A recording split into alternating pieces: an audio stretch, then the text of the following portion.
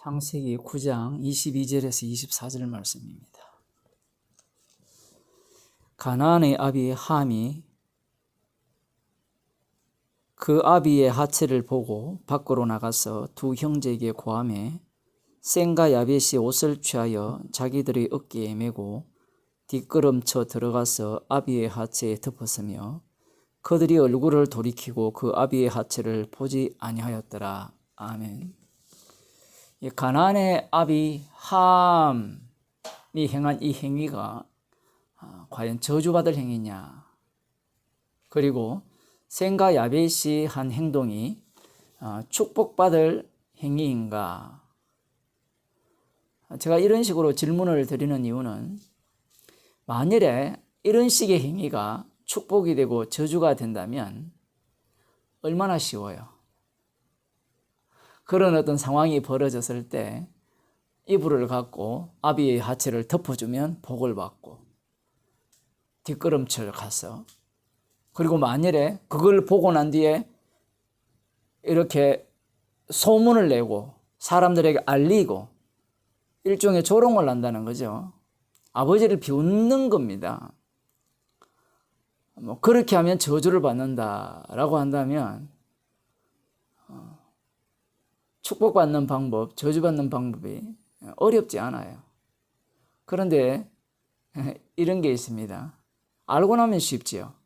그런데 갑작스럽게 닥치게 되면 우리에게는 어떤 행동이 나올지를 아무도 몰라요.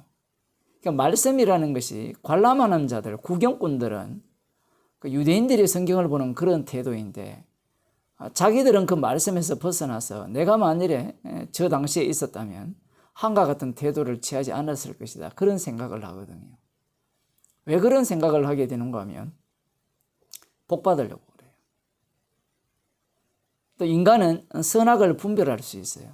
그래서 함이 행한 행동은 나쁜 행동이야, 셈과 야벳이 한 행동은 옳은 행동이야, 그런 생각을 갖고 자기 자신을 오른편에 쓰려고 하는 겁니다. 그렇게 함으로 말미암아 축복을 받겠다는 그런 의도를 드러내는 겁니다. 지금은 물론 이 축복과 저주가 십자가로 결정되죠. 그런데 이것도 마찬가지입니다. 주 예수를 믿으면 구원을 얻으리라, 이렇게 말씀하셨거든요. 그러면 예수 믿으면 되잖아요. 그것보다 쉬운 게 뭐가 있어요? 아마 함도 이런 식으로 주 예수를 믿어라, 그리하면 너와 내 집이 구원을 얻으리라 라는 사실을 미리 알았다면 함이 어떤 행동을 했을까요? 당연히 이불을 어깨에 메고 뒷걸음질 쳐서 덮어줄 거예요. 근데 말입니다, 봐야 덮어줄 거 아니에요. 이미 봤다는 자체가 문제가 발생하는 거예요. 보지 않고 덮어주는 일은 발생하지 않거든요.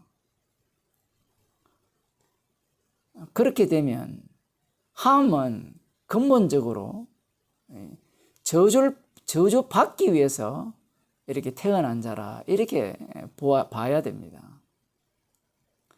그리고 셈과 야벳은 축복받기 위해서 태어난 자죠.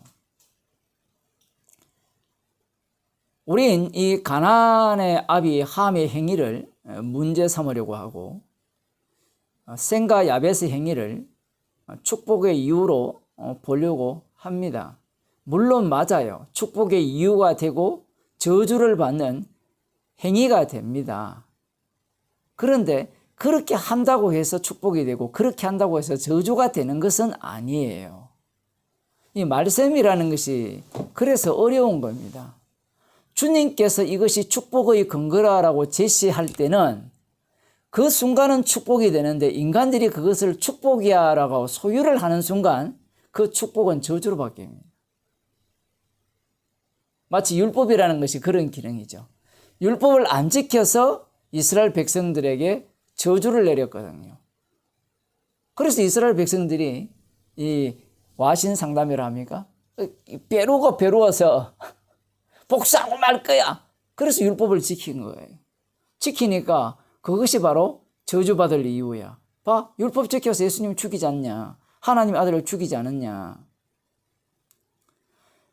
이 셈과 셈과 야벳, 이 함, 이들을 볼 때 우리가 생각해야 되는 것은 그들의 행위보다 먼저 있었던 것은 야곱과 에서를 말씀하실 때 야곱은 사랑하고 에서는 미워하였다라는 겁니다. 태어나기도 전에. 주님께서 이렇게 말씀하시는 이유는 이 축복과 저주의 근거를 인간 행위에 근거를 두지 않음을 말씀하시는 겁니다. 사람들은 축복과 저주를 자기 행위에 이 근거를 두거든요. 내가 어떻게 하느냐에 따라서 축복을 받고 저주를 받느냐, 그렇게 생각을 하는 거예요. 그럼 여기에서 우리가 한 가지 생각해야 되는 게 이런 겁니다. 여기서 방주의 의미를 한번 생각해 보면 이 셈과 함과 야벳이 방주에 올라탔죠. 방주라는 것은 생명을 보호하는 거죠. 하나님께서 쓸어버리는 곳에서 구원해 주는 것이 바로 방주죠. 맞죠? 구원받은 게 방주잖아요. 맞아요. 그렇게 설교해도 돼요. 그런데 여기에서 구원론 중심으로 방주를 해석하면 문제가 발생합니다. 이 구원이라는 것은 노아와 세우신 언약을 위한 구원이에요. 그럼 언약 속에는 무엇이 들어있는가 하면 피가 들어있고 그 피로부터 무엇이 나오는가 하면 축복과 저주가 나와요. 마치 노아 방주에 이 정결한 짐승과 부정결한 짐승이 같이 탔잖아요. 그죠? 7상 2상씩 이렇게 태웠잖아요. 배에 실었습니다. 그러면 거기에 실린 정결한 짐승 중에서 번제물이 된 짐승이 있잖아요. 그러면 그 정결한 짐승이 방주에 올라탄 것은 살리기 위해서입니까? 죽이기 위해서입니까? 죽이기 위해서 번제물, 번제 희생물로 사용하기 위해서 태운 거예요. 동물들은 꿈에도 생각 못 했겠죠. 동물만 그럴까요? 이 함도 마찬가지입니다. 함은 노아 방주에 그 아버지가 지으시는 그 방주에 자기도 힘을 도왔겠죠. 그리고 지금 함이 말하는 태도를 보면 이 함의 행실도 만만치 않다는 걸 볼 수 있습니다. 아버지에 대해서 이렇게 벌거벗고 술 취해서 누운 것에 대해서 이 아들이 말을 한다는 자체는 사람이 비웃을 때 언제 비웃어요? 자기가 올바른 행동을 할 때 상대가 그 행동을 못했을 때 거기에 대해 지적질을 한다든가 거기에 대해서 잘못되었다라고 이야기를 하는 거죠. 이 함도 지금 그런 태도를 갖고 있는데 이 중요한 것은 함은 방주에 들어와서 자기가 구원받은 것이 구원이 목적인 줄 알았어요. 셈, 야벳도 마찬가지입니다. 그런 상태에서 지금 아버지 노아가 술 취해서 벌거벗고 누웠어요. 그 장면을 이 함이 보았죠. 그때 함은 자기 속에 있는 것을 끄집어냅니다. 자기 속에 있는 것이 들킨 거예요. 그럼 자기 속에 있는 것이 뭐냐라고 이야기하면 인간 속에는 악마가 들어있어요. 함 자신도 그걸 모르는 겁니다. 자기 속에 있는 것들을 드러내는 거예요. 그런데 셈과 야벳은 역시 자기 속에 있는 것들을 쏟아내는 거예요. 셈과 야벳은 받은 것을, 여호와 하나님께로부터 받은 것을 토해내는 겁니다. 이 사건이 일어났을 때 마치 아버지 노아가 받은 것을 쏟아내듯이. 그래서 그러면 셈과 야벳은 뭘 받았느냐라고 하면 이전에 우리가 창세기 그 1장, 2장인가 거기에 보면 하나님께서 아담과 여자를 만들었을 때 3장에 보면 이 아담과 여자가 선악과를 따먹고 난 뒤에 무화과 나무잎으로 치마를 입었죠. 무화과 나무잎을 엮어서. 그것은 자기의 부끄러움을 가리는 거거든요. 수치를 가리는 거. 이렇게 가림으로 말미암아 이게 본능인데 가림으로 말미암아 이 두려움을 해결할 수 있을 거야. 하나님의 진노를 피할 수 있을 거야 라고 생각을 하는 거예요. 나중에 하나님께서 그들을 쫓아내기 전에 가죽 옷으로 치마를 해 입혔죠. 이렇게 긴 치마, 원피스 같은 표현을 하자면 그런 치마를 해 입혔죠. 하나님께서 친히 덮어주고 허물을 가려주실 때 하나님의 심판에서 피할 수 있는 겁니다. 심판을 면할 수 있는 거예요. 노아가 지금 육체가 되었잖아요. 거기에서 은혜를 입었다는 말은 하나님께서 그 죄를 덮어줬다는 거예요. 뭘로 덮어줬어요? 아들의 피로 덮어준 거예요. 창세기 여기에서는 정결한 희생 제물의 희생으로 덮어준 거예요. 번제로 덮어준 겁니다. 그러면 노아가 그 덮어준 걸 알았느냐라고 하면 제가 지금 창세기를 말씀드리면서 그렇게 말씀드리죠. 알아서 그렇게 하는 게 아니라 자기가 받은 것들을 계속 쏟아내는 거예요. 그게 신앙생활입니다.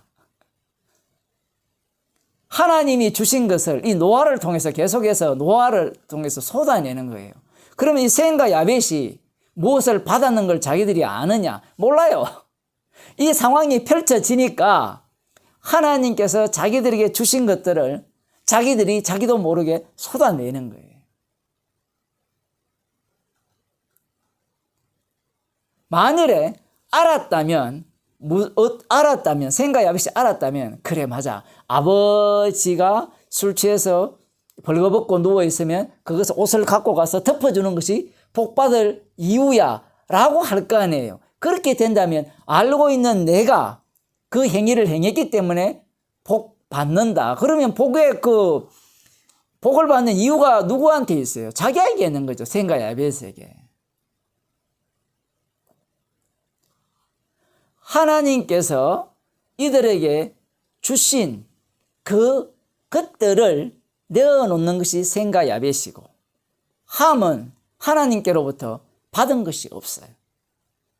그래서 방주에 함도 타고 셈과 야벳도 탔어요. 한쪽은 저주받는 자, 한쪽은 축복받는 자로 방주에 태워진 거예요. 이것은 나중에 예수님께서 12제자를 선택하실 때도 동일하게 적용이 됩니다. 사실은 예수님의 12제자 선택이 오리지널이죠. 이것은 거꾸로 그림자고요. 12제자를 선택했을 때 모든 사람들은 그들을 구원하기 위해서 선택했다고 생각을 하는 겁니다. 이것은 나중에 교회도 마찬가지예요. 여러분이 성경을 읽어보면 계시록도 마찬가지고 고린도 전후서도 마찬가지고 골로새서도 마찬가지고 갈라디아서도 마찬가지고 교회 안에 누가 있어요? 저주받을 자가 있는 거예요. 왜냐하면 교회라는 자체가 뭘 보여줘야 되죠? 피를 증가하는 곳이 교회죠. 그럼 피에서 뭐가 나옵니까? 축복과 저주가 나오는 거예요. 정말 깜짝 놀랄 말씀 아닙니까? 예수님의 제자라면, 예수님이 선택했다면 우리들이야 정답을 알고 있기 때문에 가룟 유다는 저주받을 자야, 지옥 갈 자야 이렇게 우리는 이야기를 하겠지만 그 당시에 12제자들 모두가 다 뭐라고 생각했겠어요? 예수님의 제자니까 우리가 바로 하나님 나라에 들어가면 각자 한 자리를 차지할 거다라고 확신한 사람들입니다.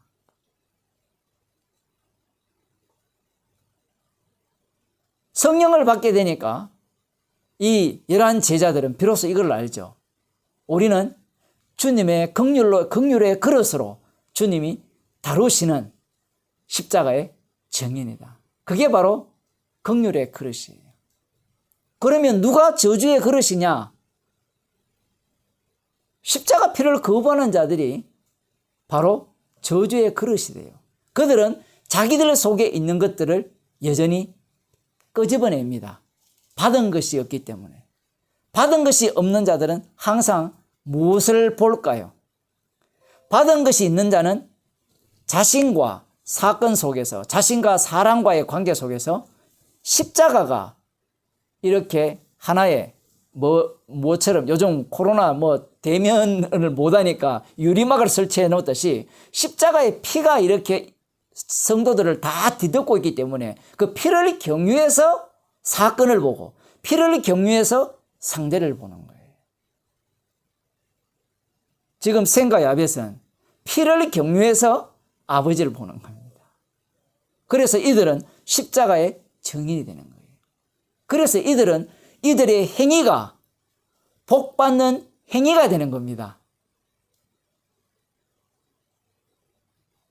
그러나 이것이 복받는 행위라고 말씀드릴 때 그렇게 하면 복받아요라고 하면 바로 저주받습니다. 받은 것을 내어놓는 것이 아니라 자기가 아는 것을 내어놓기 때문입니다. 기도하겠습니다. 하나님 아버지, 십자가에 피 흘려 죽으신 예수님의 주되심을 드러내기 위해서 사랑받을 자와 미움받을 자가 이미 창세전에 확정되었고 태어나기도 전에 확정되어서 받은 것만을 내어놓도록 주께서 조치하신 그 은혜를 감사드립니다. 우리들이 세상을 보는 안목이 십자가의 피를 경유하여서 볼 수 있도록 도와주셔서 십자가의 피만을 자랑하며 그 은혜만을 전가하는 주의 백성이 되게 하옵소서. 예수님 이름으로 기도드리옵나이다. 아멘.